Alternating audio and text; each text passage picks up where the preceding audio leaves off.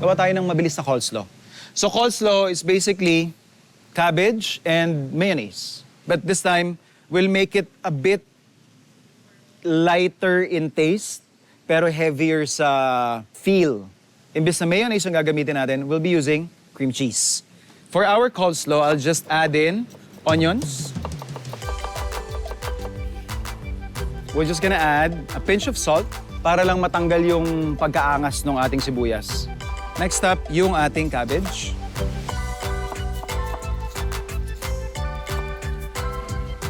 Kagaya nung sa ating sibuyas, sisison lang natin yung ating cabbage ng salt.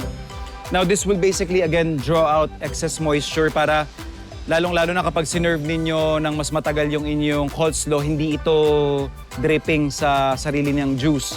And this would also preserve yung crunch na meron doon sa ating cabbage. This is optional, pero for presentation, color, and nutrition factors, isasama natin yung ating carrots.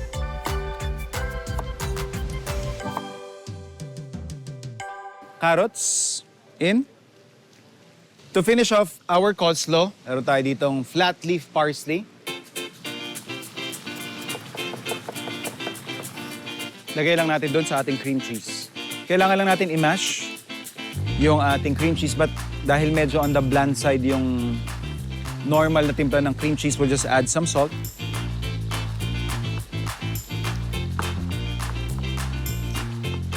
Transfer na natin doon sa ating bowl ng coleslaw.